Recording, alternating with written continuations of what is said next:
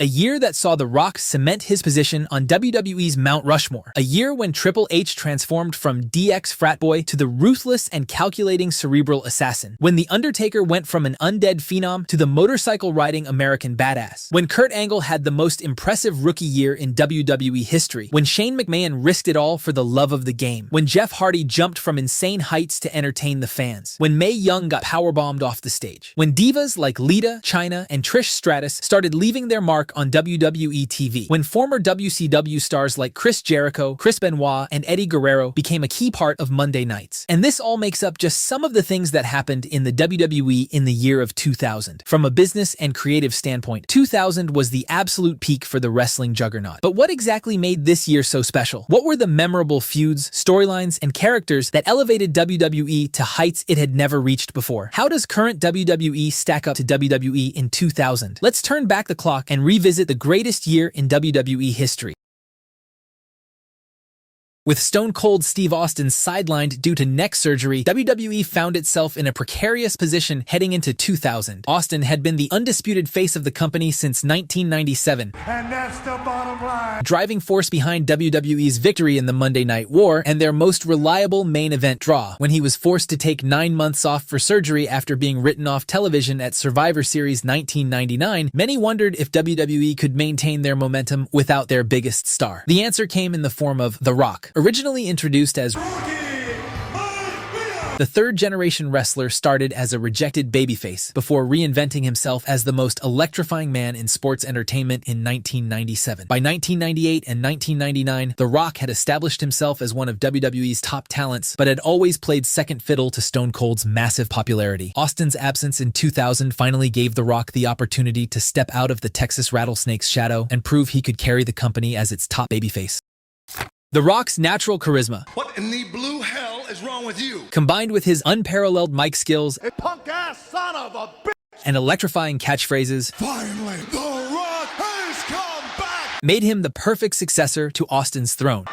And that's the bottom line. Where Austin was the beer-drinking, chaos-causing rebel, The Rock brought Hollywood star presence and unprecedented swagger to the main event scene. His ability to work both as a heel and face gave WWE creative flexibility that Austin's more rigid character couldn't provide. 2000 became The Rock's defining year. He won the Royal Rumble in January, main-evented WrestleMania, and went on to headline an astounding 10 out of 12 pay-per-views that year, including 8 consecutive events from WrestleMania to No Mercy. Whether he was trading victories with Triple H, defending his title against the likes of Chris Benoit and Kurt Angle, or dealing with the chaos of multi-man main events, The Rock cemented his position as WWE's top star in 2000. More importantly, The Rock's mainstream appeal began to explode during this time, laying the groundwork for his eventual Hollywood career. He appeared on talk shows, became well-known in popular culture, and became a legit celebrity beyond wrestling. By the end of the year, The Rock had not only filled the void left by Austin's absence, but had established himself as a megastar in his own right. However, every great hero needs an equally compelling villain, and the year 2000 gave us the rise of wrestling's most cerebral assassin. Triple H's transformation in 2000 represents one of the most successful character evolutions in wrestling history. Gone was the Connecticut blue blood, and erased was the immature frat boy of D-Generation X. In their place stood The Game, a calculating, ruthless heel who would terrorize WWE for years to come. The catalyst for this transformation was the controversial storyline involving his marriage to Stephanie McMahon. In November 1999, during his feud versus Vince McMahon, Triple H revealed he had married an unconscious Stephanie in a Las Vegas drive-thru chapel. Triple H claimed that he wasn't just the best in the game, he was the game itself. This new cerebral assassin persona was perfect for the year 2000, and it saw Triple H defeat the Big Show to become WWE champion. His feuds with Mick Foley early in the year were career-defining for both men, particularly their Hell in a Cell match where Foley's career was on the line. What made Triple H's 2000 run so effective was his ability to adapt to different opponents while maintaining his core character. Whether he was defending the WWE Championship against the likes of The Rock and Chris Jericho, engaging in the complex love triangle with Kurt Angle and Stephanie, or serving as the final boss for Stone Cold's return storyline, Triple H served as the perfect villain for WWE's babyfaces. The formation of the McMahon-Helmsley faction gave him political power, and by December, Triple H had firmly established himself as WWE's premier heel. But WWE's dominance in 2000 wasn't just about elevating their homegrown talent. The year also saw the slow death of WCW, which led to multiple stars from the rival promotion jump ship to Vince McMahon's company. The arrival of the Radicals in January marked a seismic shift in WWE's roster depth. Chris Benoit, Eddie Guerrero, Dean Malenko, and Perry Saturn had collectively asked for their WCW releases, frustrated by the company's refusal to push them. Chris Benoit made the most immediate impact, capturing the Intercontinental Championship and delivering consistently excellent matches that elevated the entire roster's in-ring quality. His technical style and intensity brought a legit feel to his matches, while his feuds with Chris Jericho showcased the kind of pure wrestling that had been missing during the Attitude Era. Eddie Guerrero's transformation was equally amazing. His Latino Heat character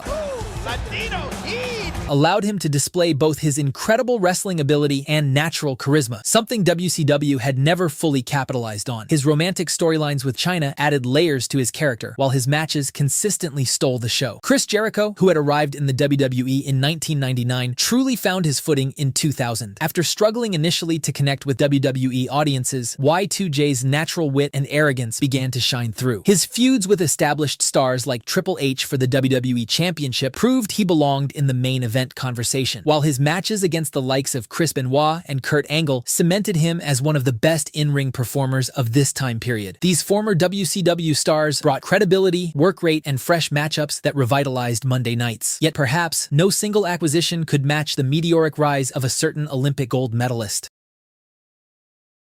Kurt Angle's ascension in the year 2000 remains one of the best rookie years in wrestling history. What made Angle special wasn't just his legit Olympic background, it was how perfectly he understood character work and adapted to the sports entertainment style of WWE. His portrayal of the arrogant, all-American hero who genuinely believed his own hype was perfect heel work. The character work was matched by incredible in-ring ability. Angle's amateur wrestling foundation gave him a unique style that combined technical precision with surprising power and agility for a man his size. His matches elevated every opponent, whether he was trading holds with the likes of Chris Benoit and Chris Jericho or brawling with powerhouses like The Undertaker and Triple H. The learning curve that typically takes wrestlers years to navigate was compressed into months for Angle. His championship victories throughout 2000 marked the greatest rookie year in WWE history. The European Championship, Intercontinental Championship, and King of the Ring tournament victory were merely stepping stones to his ultimate prize. When Angle defeated The Rock for the WWE Championship at No Mercy in October, it marked the completion of a journey from Olympic rookie to world champion in less than a year. But most impressively, Angle's personal storylines added depth to his character without overshadowing his athletic achievements. His alignment with Edge and Christian, the love triangle involving Triple H and Stephanie McMahon, showcased his acting ability without watering down his in-ring performance. By the end of 2000, Kurt Angle had established himself as a complete performer who belonged in the world title picture. Meanwhile, one of WWE's most established stars was undergoing his own dramatic transformation that would mark a new chapter of an already legendary career.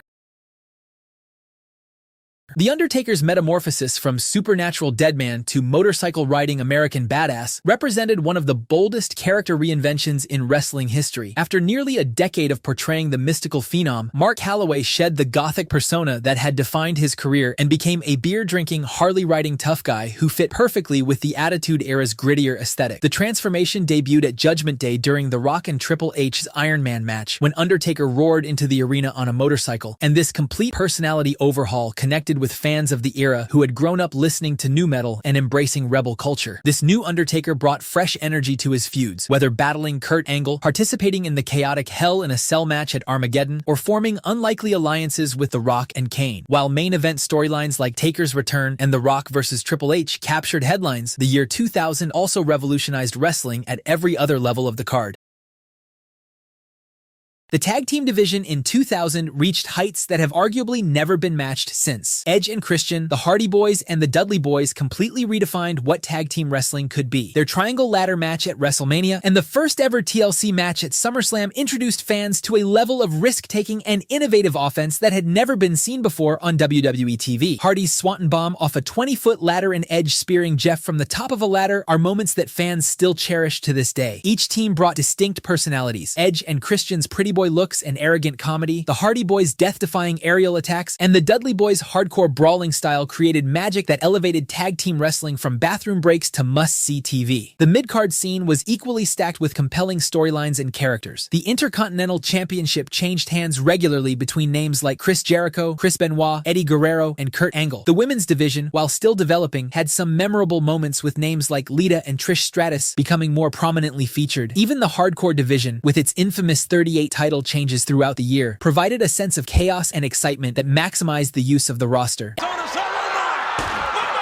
Every wrestler on the roster had a defined role and personality that contributed to the show's overall cohesiveness. This roster depth meant that every segment of every show served a purpose. There were rarely any throwaway matches or meaningless feuds. Everything connected to create a living, breathing wrestling universe where every character mattered and every storyline was interconnected. Nowhere was this more evident than in the main event scene, where WWE was at the peak of creative storytelling in the year 2000. The Triple H, Kurt Angle, and Stephanie McMahon love triangle stands as one of WWE's most entertaining storylines of all time. What began as Kurt's crush on Stephanie evolved into something more complex, with genuine ambiguity about whether Stephanie was reciprocating his feelings or simply using him for her own purposes. Triple H's paranoia and jealousy added layers of drama, while Kurt's naive charm added depth to this character. The McMahon family dynamics added another layer of complexity, with Vince, Shane, Linda, and Stephanie all playing different roles throughout the year. The Stone Cold parking lot mystery became one of WWE's most memorable whodunit storylines, though the payoff felt rather underwhelming. The initial revelation that Rikishi was responsible I did it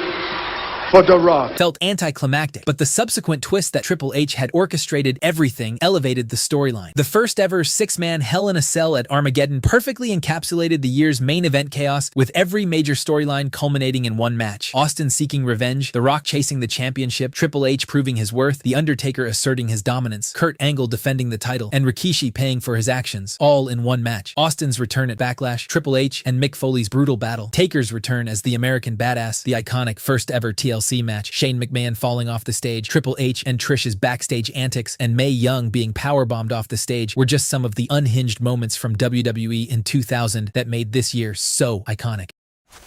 When the dust settled in December, WWE had achieved a perfect storm of creative excellence and mainstream popularity that has never been replicated. The year represented the Attitude Era at its most refined, combining the edginess that made it famous with storytelling sophistication and in-ring action that elevated it beyond mere shock value. Over 2 decades later, WWE still chases the magic of 2000. It remains the gold standard against which all other years are measured, because when it's all said and done, WWE in 2000 was at its peak.